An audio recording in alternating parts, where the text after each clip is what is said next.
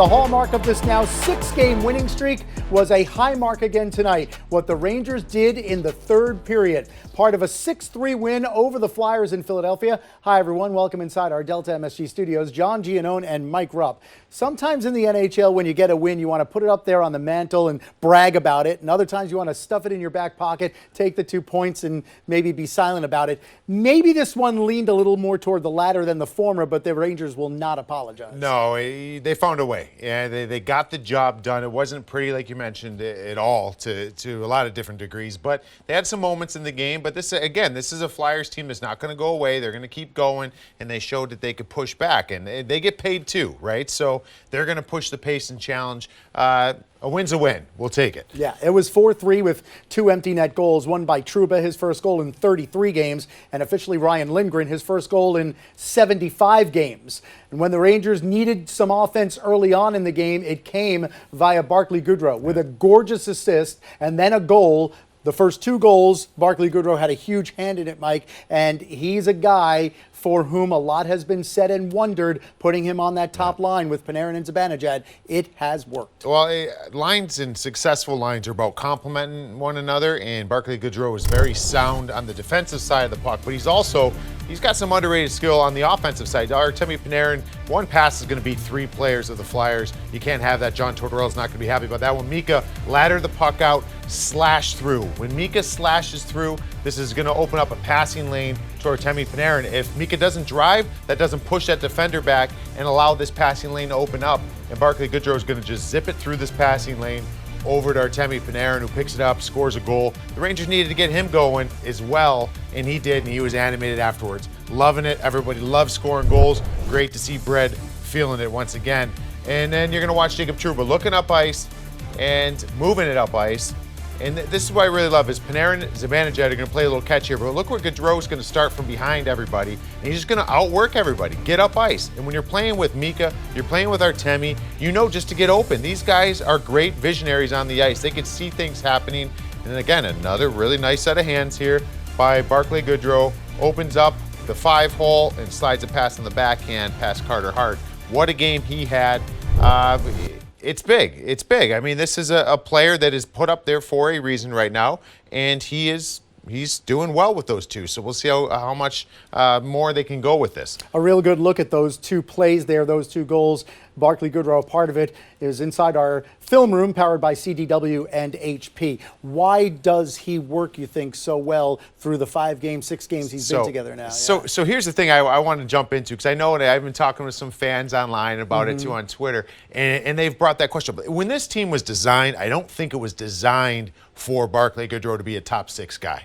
But that's the situation that you're at right now. Gerard Gallant needs someone that he can trust, someone that you need to have some freelancers. Artemi Panarin's a freelancer. You can allow them. Every team in the NHL is allowed to have a few guys to freelance. Why? Because the ceiling's way up here, right? The sky's the limit with Artemi Panarin. He get 90 points. You got to let him do some things out there. So Barclay Goodrow, a line mate for Artemi Panarin, you got to have somebody defensively sound that's going to make up some of the differences there, but also can play with him. And quite frankly, you haven't really seen that enough from Kakko, Lafreniere, Kravtsov. Those are some of the guys you'd think, well, I'd like to see them in those. I don't know if that trust factor is there yet. They haven't had enough of building that equity with the coaching staff to get out there. Barclay Goodrow's a proven pro. You put him out here, now all of a sudden things are clicking. Yes, it's working right now. Maybe this will be the long-term thing. But if it's short-term, long-term, whatever it is, it's working right now, and this team's getting wins when they need it. Assist from Barclay Goodrow made it 1-1 in the first period. The goal made it 3-1. What occurred in between was a goal that we should look at many times and marvel at what Keandre Miller was able to do. Only his second goal of the season, which seems incredible when you watch what he was able to do. Yeah, it's incredible. And the other thing that we picked up on and watched on is I'm like, where he started from on this.